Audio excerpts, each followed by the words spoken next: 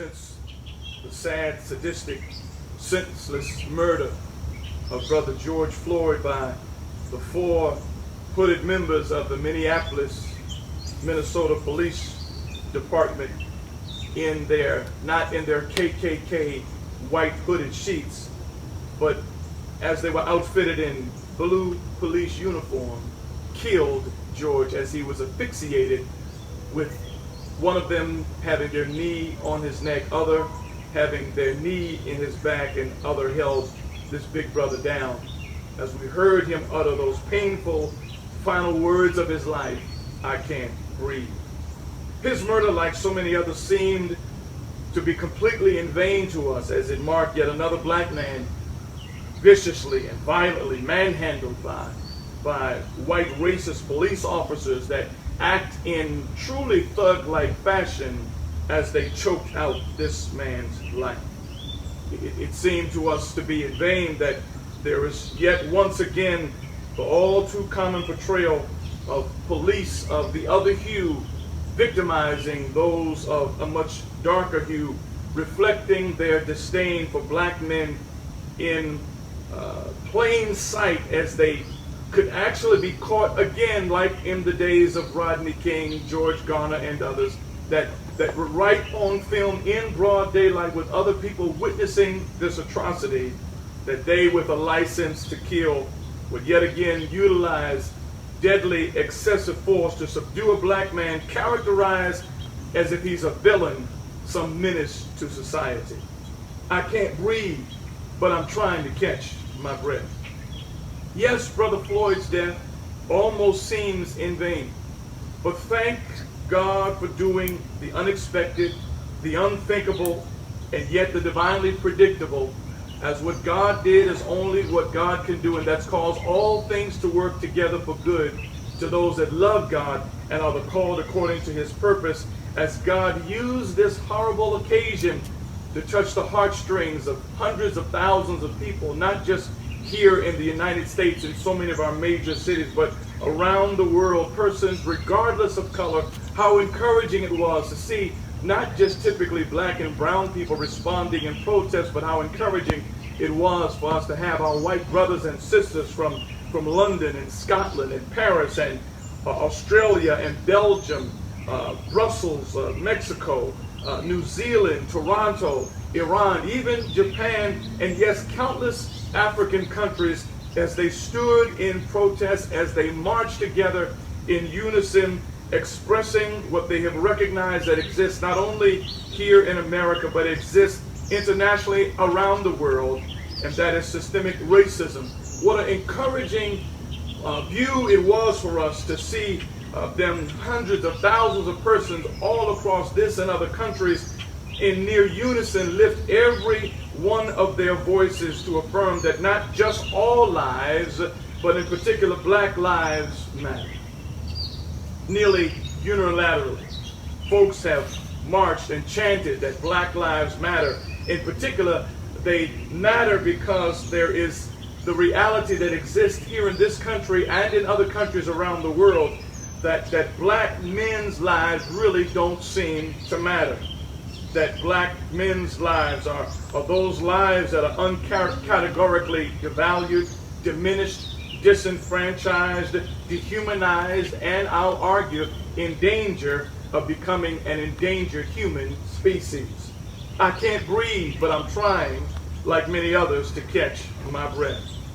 Though abhorrent and detestable, the malevolent murder of George Floyd in broad daylight, caught on video camera, has raised the consciousness, has escalated meaningful exchanges about ethnic equity and ethnicity, and has been a catalyst for critical conversations about true common good of black lives and white lives together, that they truly do matter.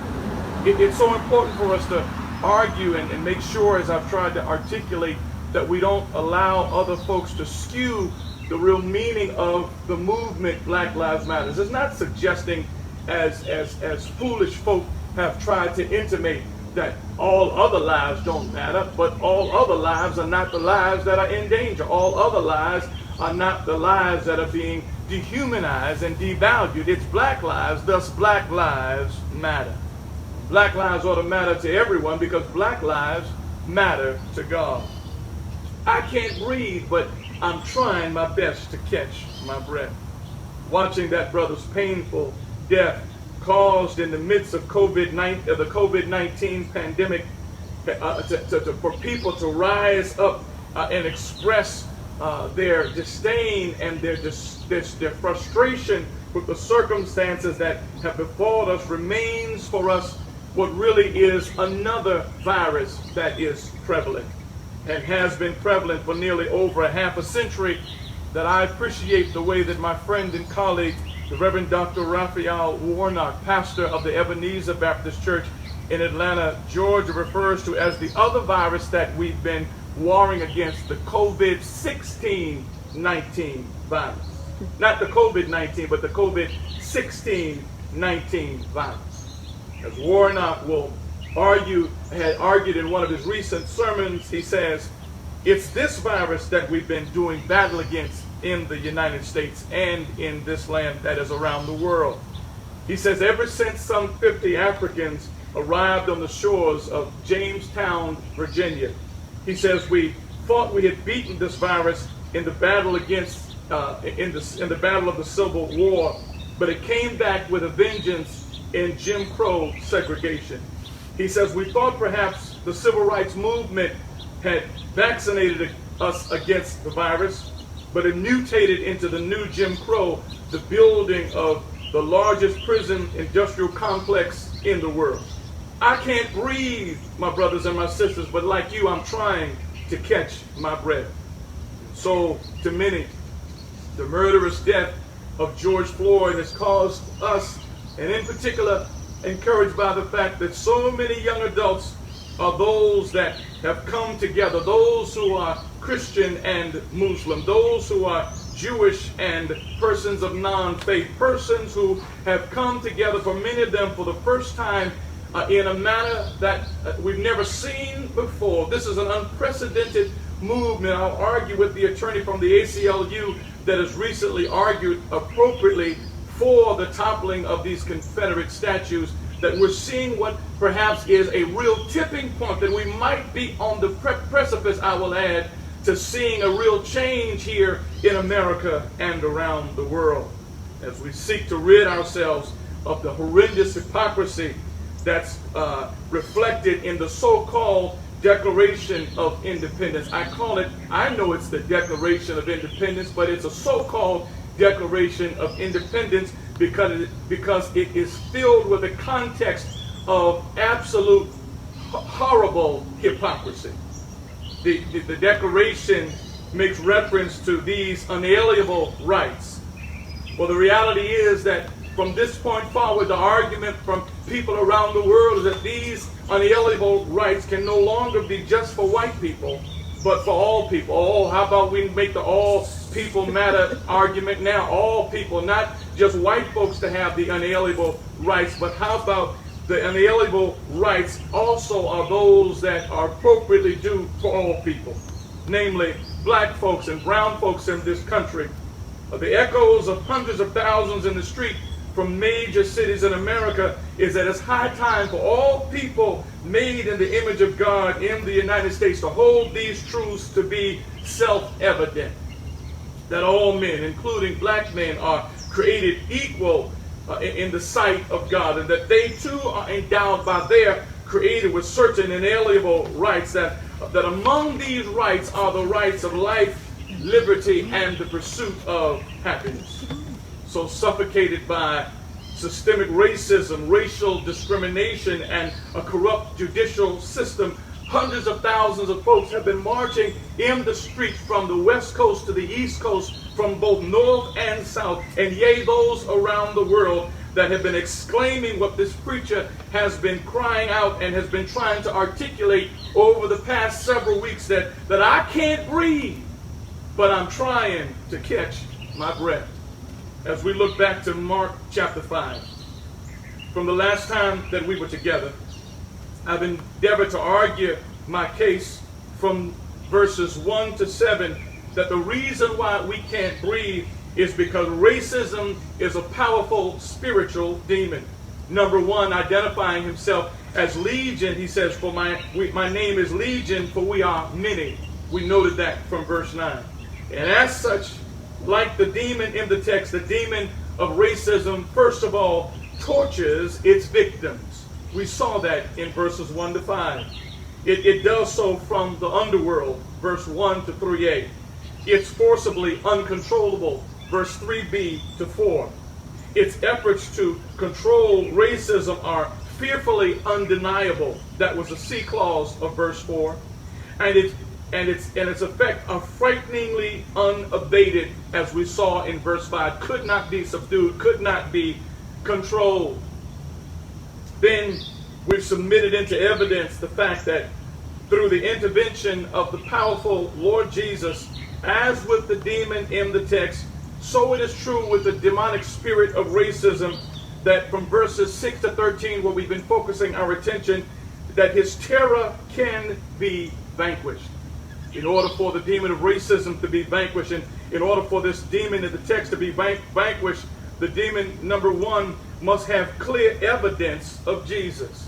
Racism has not gone away with simply making certain changes in our educational system, not winning a few cases, important as they were here and there in the judicial system, but because racism has in its rooting a spiritual demon. It's a spiritual matter. We're wrestling against not flesh and blood, but against principalities and powers and rulers of darkness in high places. In order, therefore, for the demon in the text to be vanquished, in order for the demon of racism to be vanquished, it must have a clear evidence of who Jesus really is.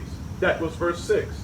But as we saw from verse 7, to our amazement, it's almost shocking that the demon in the text, like the insubordinate demon of racism, will stubbornly engage Jesus and those who represent him. It's not willing to simply go away on its own. As we saw, these dual demons of the devil tried to exasperate Jesus, his followers, and his community. We saw that from verse 8. Again, we reiterate what Paul said in Ephesians chapter 6 and verse 12, because of the nature of our struggle. It's waged here, if you will, in the flesh and blood realm, but it's orchestrated in the spiritual realm. So we therefore conclude that in order for the demonic spirits of our text and the demonic spirit of the rebellious, repudiating demonic spirit of racism to be vanquished, number 4, it must be exercised by Jesus. That is what we see from verses 9 to 13. And as you would imagine, the demonic spirits in the text, nor the demonic rebutting spirit of racism, they will not just simply go away, but they will attempt to find an alternative to vacating the premises. My brothers and my sisters, don't miss it. Why is it that we're here in 2020 fighting against stuff that I remember seeing portrayed in the news when I was but a young boy in the crescendo of the assassination of the Reverend Dr. Martin Luther King? We saw the assassination of Malcolm X. We saw the assassination of the Kennedy brothers. Why? Because the pervasive demonic spirit of racism does not want to go away. It does not want to yield. It does not want to relent.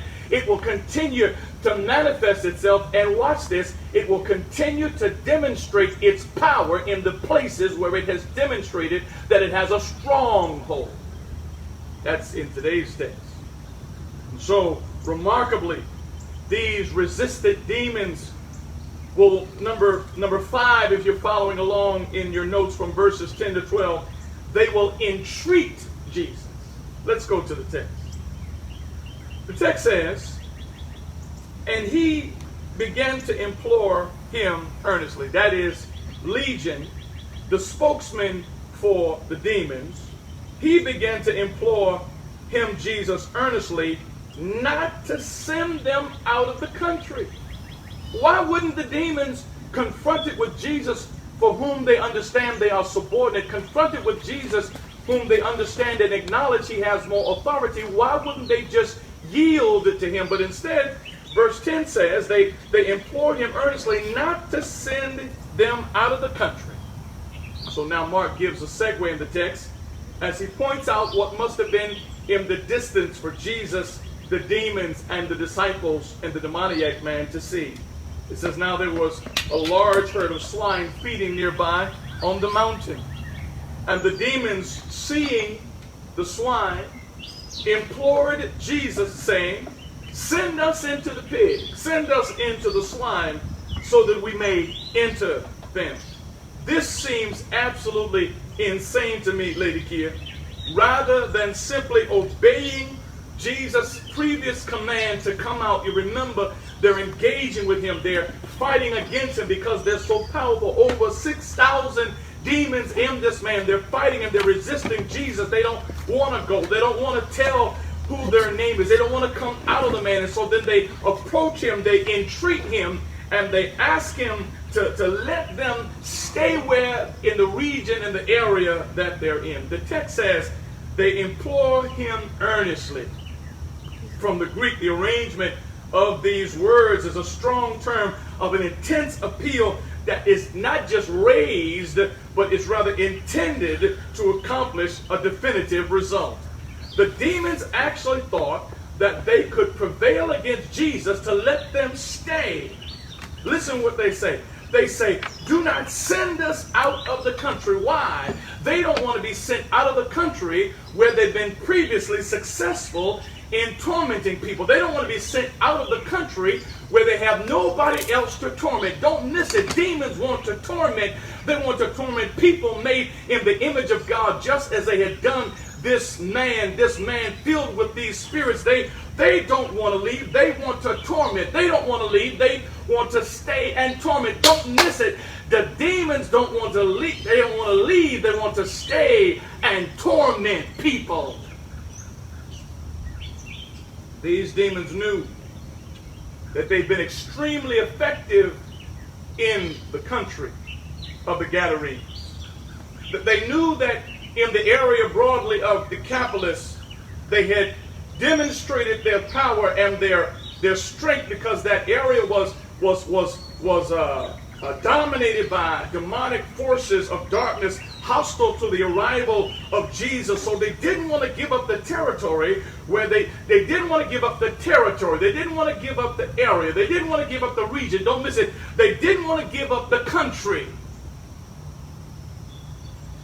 where they knew that they could successfully wreak havoc upon its residents, and they could have mastery in the future as they done in the past. Somebody already saw where I was going. My brothers and my sisters, the demonic spirit of white racism does not want to go away from out of the region of the country and nations where they've been successful, where they have specialized in controlling and tormenting people, such as the southern states of the Confederacy. You may recall that from 1861, states like so many states in the South that seceded from the United States in a terrorist act called the Civil War, where they put together an army to fight against the American army called the North. But don't miss it that in the South there was a group of states led by persons in Congress, led by persons in the Senate, that likewise were possessed with the demonic spirit of racism, and they came together in their areas and their states and their counties, and they decided that we're not going to give it up. We're going to form a Southern Confederacy. And so states like South Carolina, Mississippi, Alabama, Florida, Georgia, Louisiana, Texas, yes, Virginia, Arkansas, Tennessee, North Carolina, and in Maryland, they had been successful in maintaining a system of slavery that advantaged them and disadvantaged disproportionately an entire race of people that they dehumanized. And so they didn't want to go. They didn't want to relinquish their territory. They didn't want to relinquish their segment of the country. And that's why it is, listen, my brothers and my sisters, that's why it is even to this day that those who in those southern states, so many of them that are even occupying state senate and occupying the positions in the White House, occupying positions in the House of Representatives and the Senate. They don't want to give up their territory, and they demonstrated in part by not wanting to give up their Confederate flag. The Confederate flag. Look on my post on Facebook, as wonderfully articulated recently by a brother from the ACLU, that outlined what was actually going on when the monuments were being erected around the country, and also the meaning and the nature of the Confederate flag. White folks in the South were telling us what the flag meant to them. It meant that they perceived themselves as superior and black folk as inferior. That's why they don't want to give up the flag, because they fought and died and lost in a war, but they want to keep flying the flag because it represents their territory, it represents their power, it represents generational dominance by one group of people over a certain group of people. No, they don't want to give up their Confederate flag. They don't want to give up their statues. As recently as we've heard in the news and seen around the country, the demon of racism does not want to get out of or go out of the region where they specialize, as I said, in dominating and controlling. They don't want to release the oppressive naming, not of one, but of 10 military bases that have been named after generals who are segregationists, slaveholders, and KKK grand wizards. They don't want to give up what is ethically right. And what blows me away is that those who depict themselves as being, in my view, the most demonic, as they hide behind white sheets, so many of them, but yet they'll burn a cross as if there's some correlation to the dastardly crimes that they commit from the deceit in their heart to the cross of Christ that's designed to stand for freedom, not for oppression. We have 10 military bases that are in this country that have been named after slaveholding generals, named after segregationists, and yes, as I said a moment ago, named after some of the early KKK grand wizards. Fort A.P. Hill in Virginia is named after Ambrose Powell Hill Jr. Camp Beauregard in Louisiana, Fort Benning in Georgia, Fort Bragg in North Carolina, Fort Gordon in Georgia, Fort Hood in Texas, Fort Lee here in Virginia, Fort Pickett in Georgia, Fort Polk in Louisiana, and Fort Rucker in Georgia. All of these military bases where black and brown men have to report to prepare and train for service, to give themselves, to die for this country. They've got to go in where the base is named and where depictions and statues are offered to celebrate the Confederacy, to celebrate oppression, to celebrate discrimination. And yes, it matters to me, because my family has been a military family. And it ought to matter to every American that we ought not have bases that continue to be named after Confederate slaveholders and KKK grand wizards. It's time to bring about a change, but be clear, the demons that are occupying those in power in the White House, occupying those in power in government, they don't want to give up their stranglehold like the demons in the text. They don't want to leave the country. And let's not forget the monuments that are around the country that represent these same figures of segregation, same figures of racial polarization, but not just theoretically around the country, but practically here in the so-called nation's capital. I'm a third-generation Washingtonian, and I've always despised the fact that my daddy, when I was a young boy, would drive me around and we'd be at one circle to the next, and I would ask, what do those statues mean? And I found it then, as I do today, it's despicable that here in the nation's capital we have monuments that are named after slave-holding generals, segregationists, and those who have been actively involved in the KKK. As an example, Albert Pike his statue is at Judicial Square. We've got Confederates in the U.S. Capitol building, at least a dozen statues in the U.S. Capitol National Statuary Hall collection are of Confederate figures. And what blew me away in my research for this message was to see the pervasiveness, and it should not have blown me away. I've articulated before, and I know it already.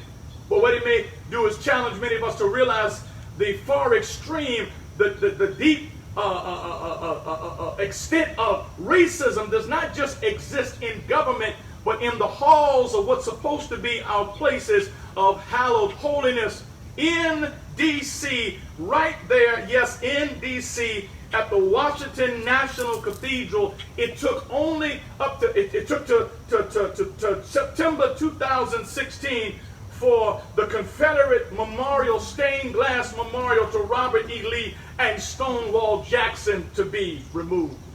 Right in the heart of the church, in what's supposed to be the heart of the Church of America, is a reflection of the racism, is a reflection of the demonic spirit of racism that exists in this country. Oh yeah, and just across the Potomac River, over in Alexandria, Virginia, we have the statue, the memorial called the Appomattox statue, that honors those Confederates from Virginia that died, that currently is still at the corner of South Washington Street and Prince Street. Then we've got the Confederate soldier at Rockville, Maryland's red brick courthouse that's been there since 1913 as a tribute to the Montgomery County residents that fought for the Confederacy. It was only removed in July 2017.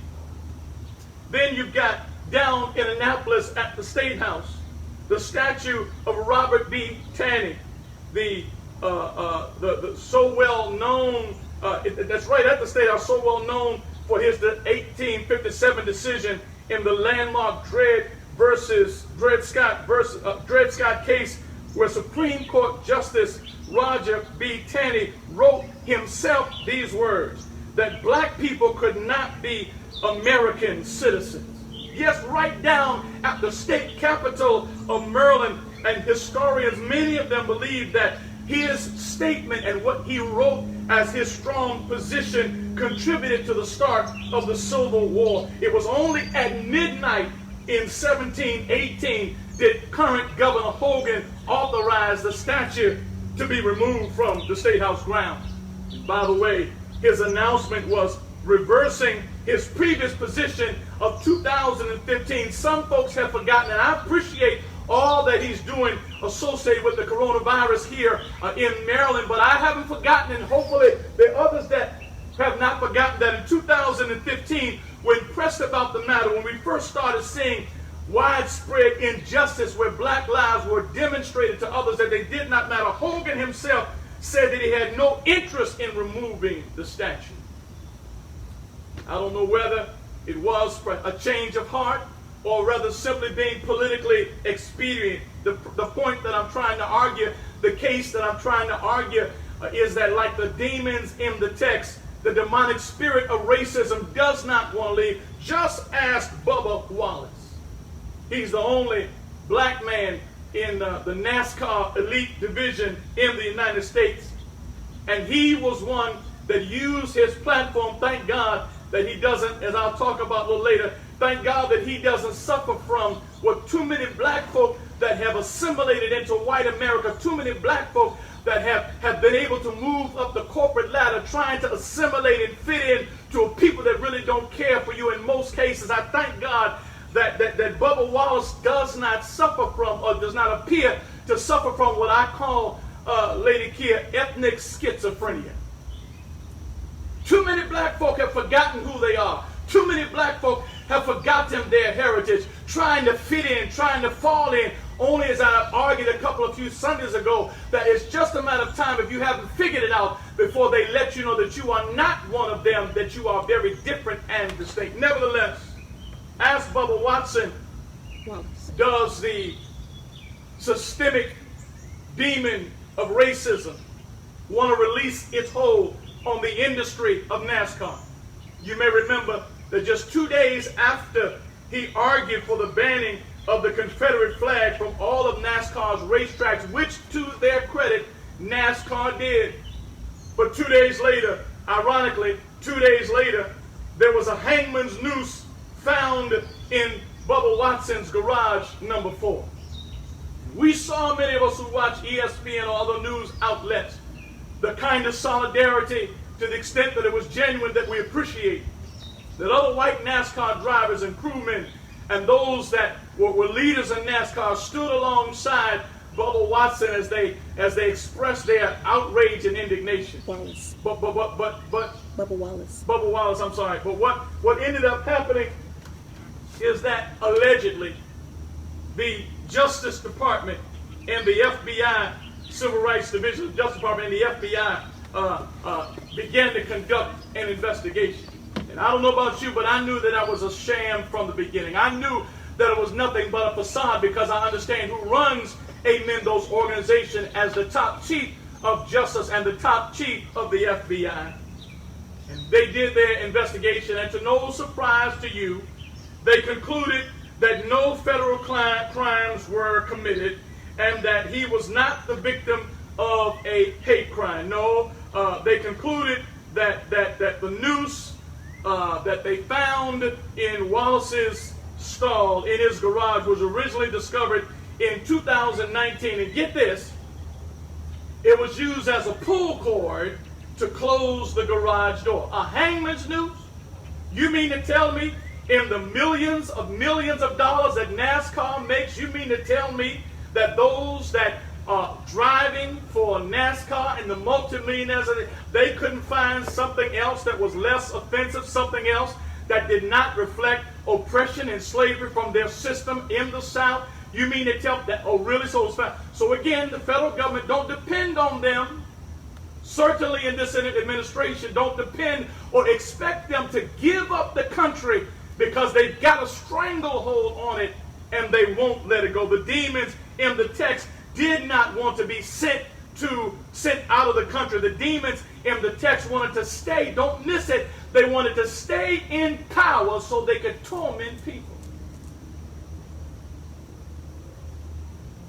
Sound familiar?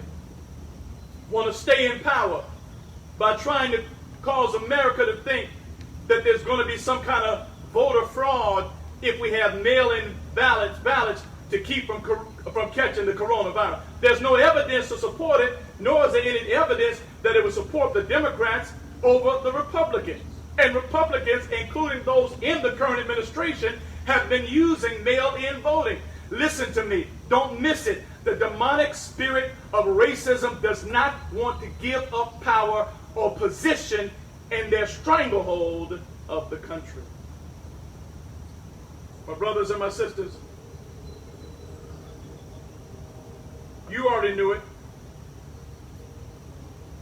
When the news reported that the House and the Senate would engage in allegedly meaningful discussion that would manifest itself in legitimate legislation to respond to the pervasive police brutality that exists here in these United States.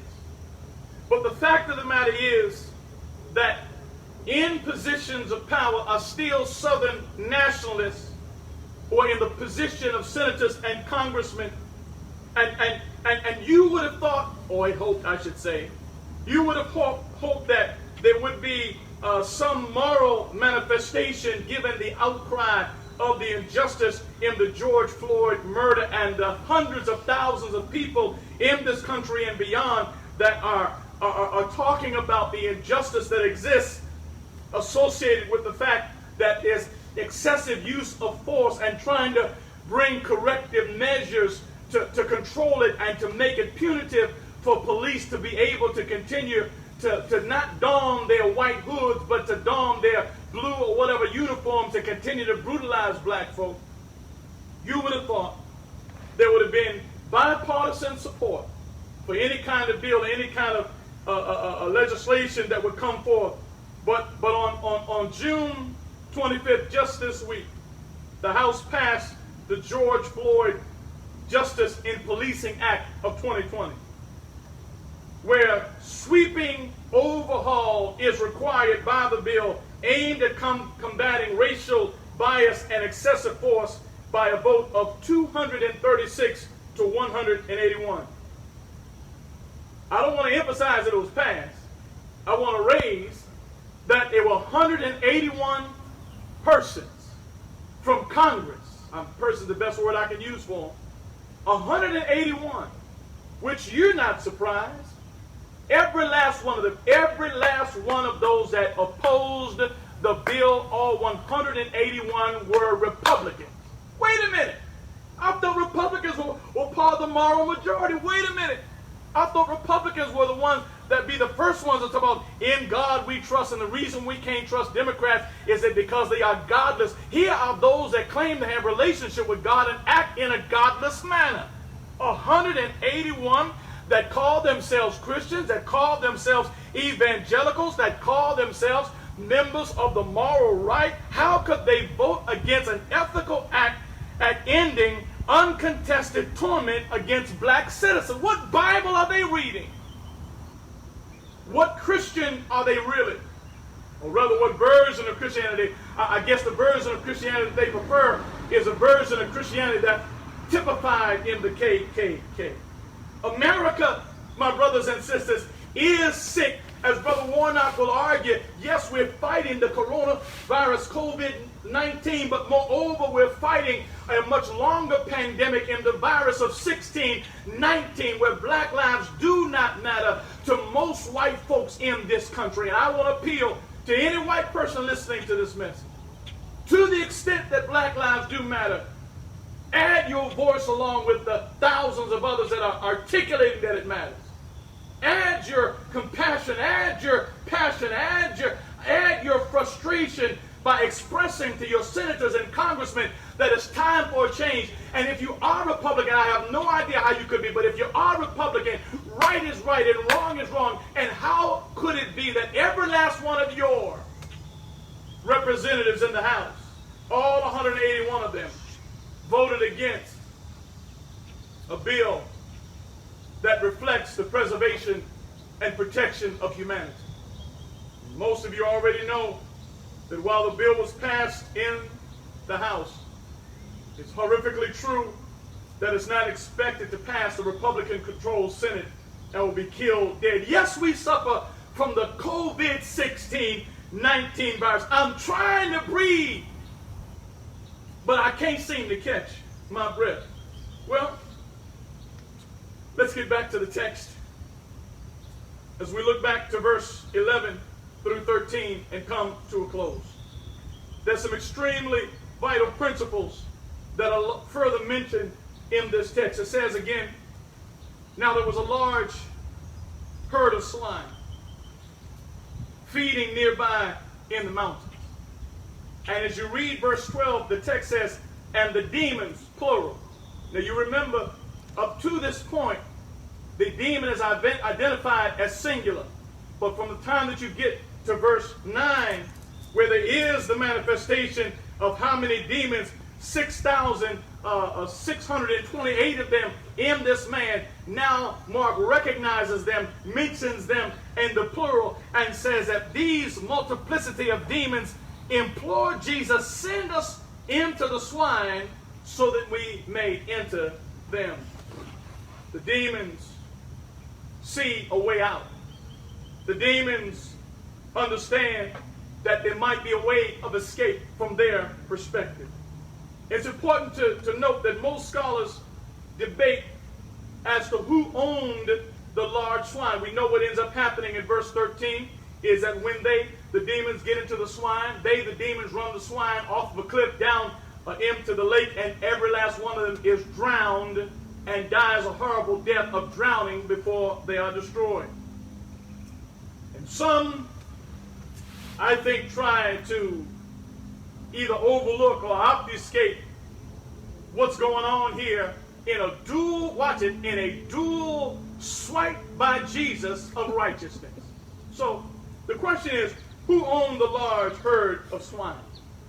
It's most likely that these pigs that are considered, you remember, by Jewish tradition of the scriptures as being unclean were not owned by Gentile pig farmers, not owned by Gentile pig herders, but were most likely owned by Hellenizing Jews, that Hellenistic Jews, meaning that they took their valued Jewish traditions and they commingled them with other elements of Greek culture. They did so for the benefit of profiteering. So most scholars will agree that these swine were owned by Hellenizing Jews that were lured by the profitable market for pork in cities like Decapolis. And they were engaged in the hog business for financial profit in cross-cultural commerce at the expense of the guidelines and requirements of what God clearly prohibited in their faith. Leviticus chapter 11, verse 8 and 9, God talks specifically about pork being unclean for the Jews.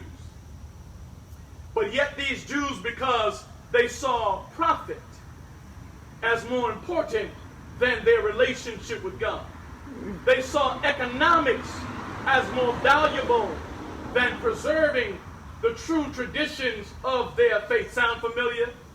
What they did is that they put aside part of what their Bible said, part of what their scriptures say, and they engaged in what's profitable for them. And so it's most likely that there's 2,000 2,000 swine were owned by some so-called people of God that had compromised their spiritual morals and their spiritual integrity so that they could make a profit. Sounds a whole lot familiar to me.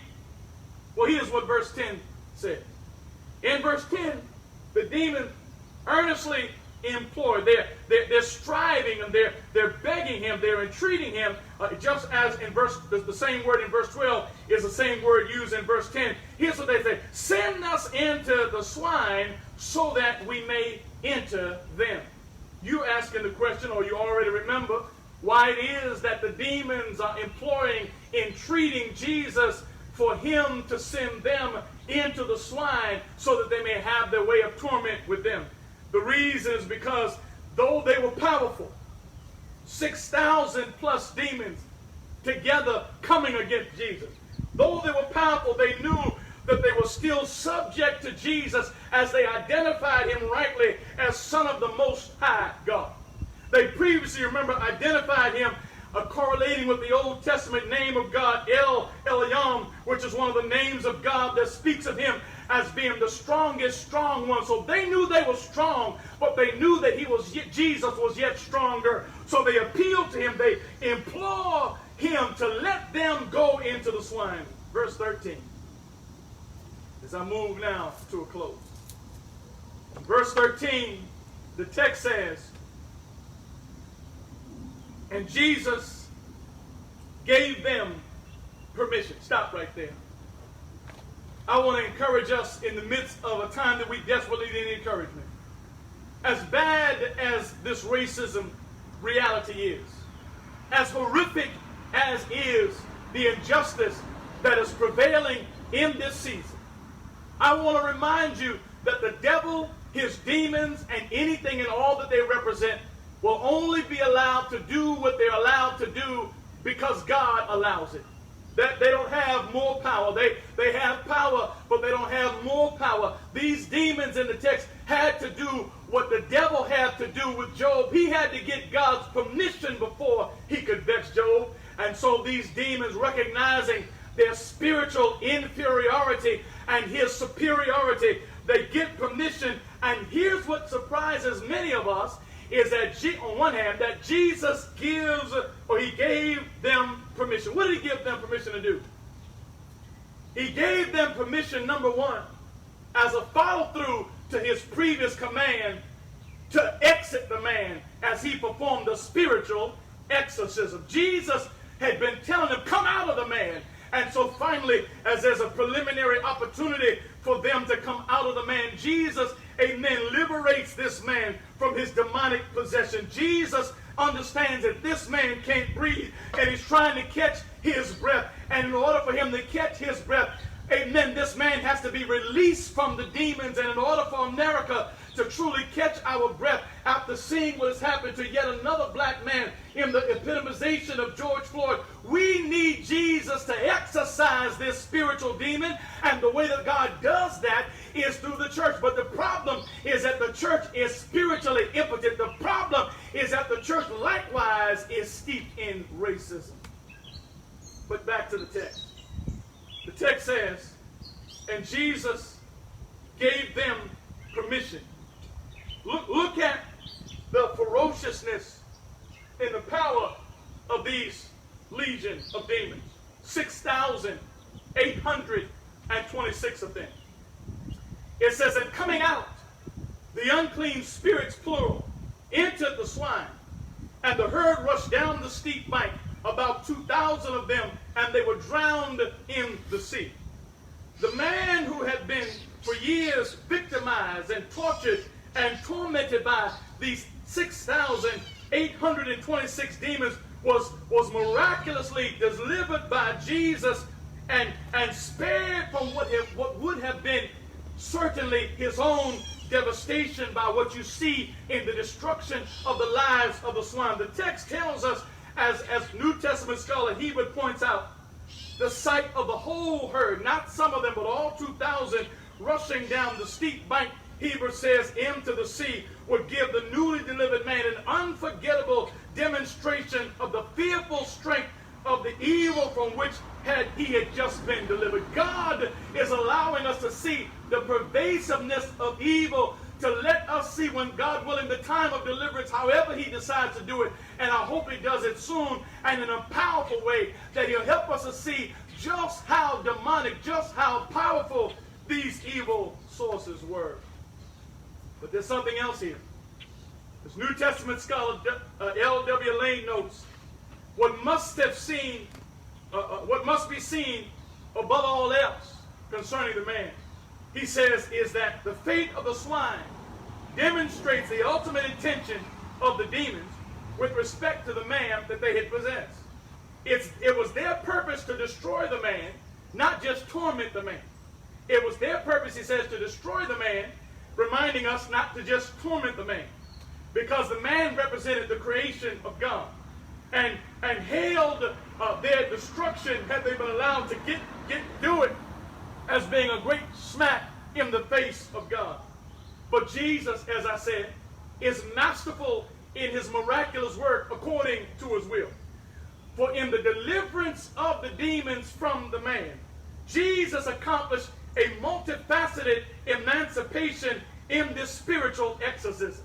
Number one, as I've already pointed out, to liberate the poor man from powerful, oppressive, demonic forces that had tormented him, lest they completely destroy him.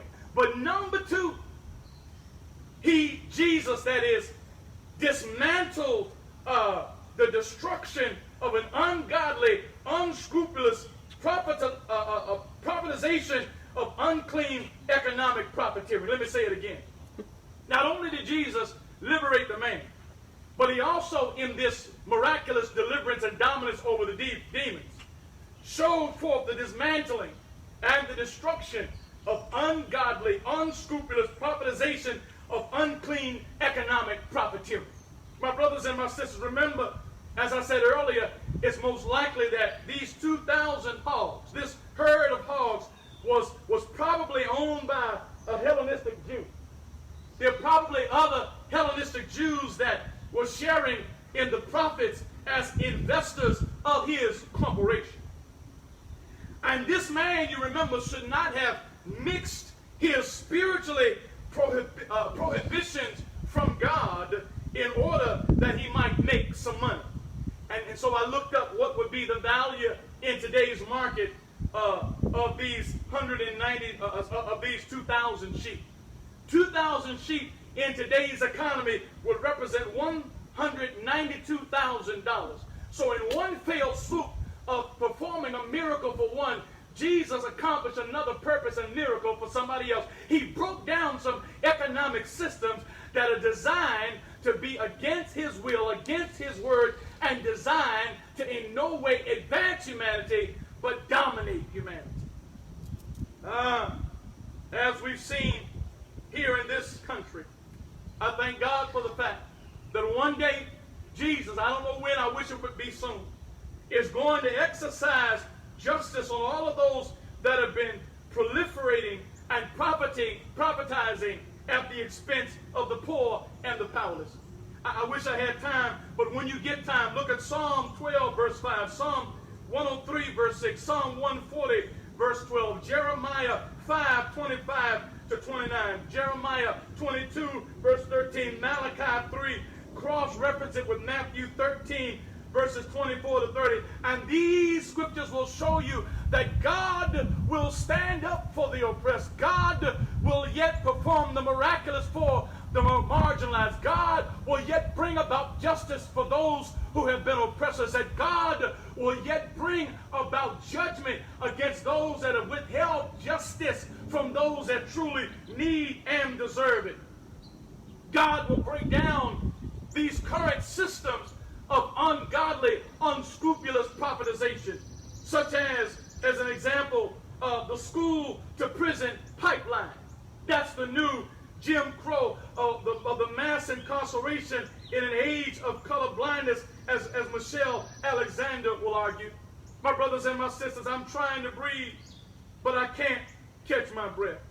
Edwards concludes as it stands that in this story, it shows us what will be the torturous fate of a man if the demons are allowed to prevail and to continue. It shows us in the moral miracle of Jesus delivering him from these unclean spirits that the loss of the pigs were Jesus coming against systems that are designed for those of the rich and the famous to make more, and those who are poor or marginalized, even in the middle class, to be oppressed. My brothers and my sisters, I'm trying to breathe, but I can't catch my breath because the Republicans won't let me breathe. They refuse to act on the scriptures that they claim to be their Bible. They continue to act like God is on their side. They continue to claim and raise their Bible and claim God to bless America, but their clandestine possession of the demonic spirit of racism won't let them care for the fact that black lives should matter and need to matter to them more than dogs in the street. I'm trying to breathe, but I can't catch my breath because the narcissistic pretender occupying the White House keeps attempting to suffocate America with compounded deceit and lies about a real president by the name of Barack Obama.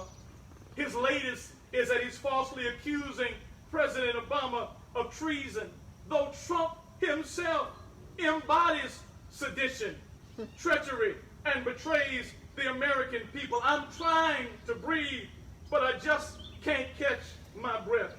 I can't catch my breath because I keep being choked by the racist demoniac in the White House who acts with haste to sign an executive order for the DOJ to lock up protesters that are trying to topple monuments to slave trading, slave holding Confederate leaders.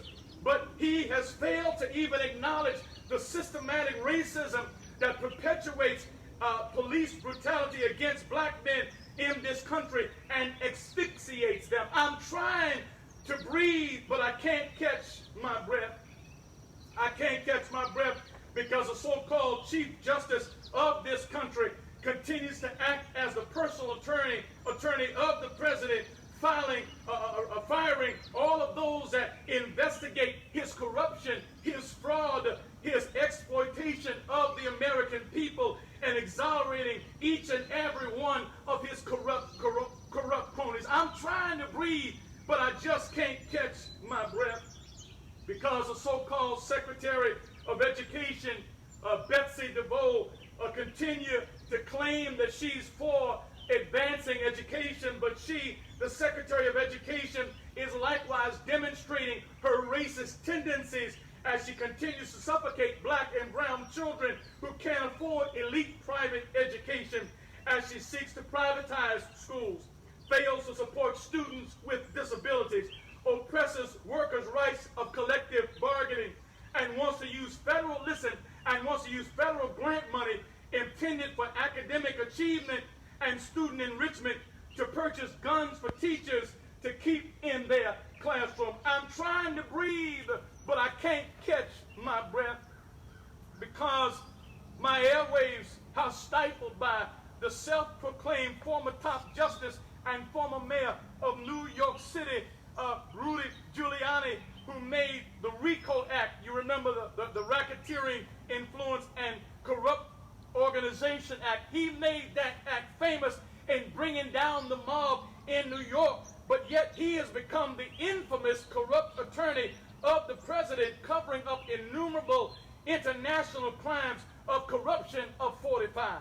I'm trying to breathe, but I can't catch my breath because a so-called Christian church refuses to admit its own racist reality, but hides in an envelope of so-called evangelical beliefs, but denies what Jesus made clear in the second greatest commandment, that you will love every last one of your neighbors as yourself. I'm trying to breathe, but I just can't catch my breath because I continue to be suffocated by black folk who, as I said, suffer from ethnic schizophrenia, so busy trying to assimilate, so busy trying to be liked by white folks, so busy trying to be connected and talk like, sound like white folk, that they've lost their acknowledgement of their black identity and their correlating voice of protest against injustice of their own people that reflect the people in their own heritage that yet fought for them. I'm trying to breathe,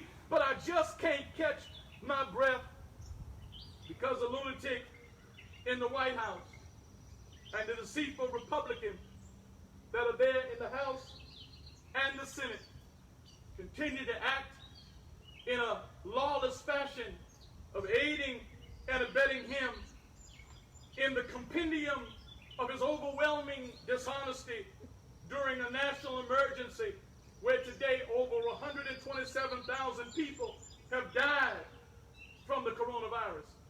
But yet he continues to claim that it'll just eventually wash away. It'll just blow away.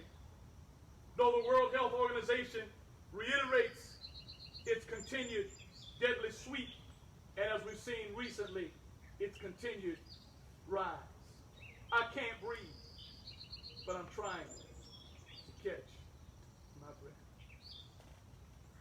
Father, thank you for your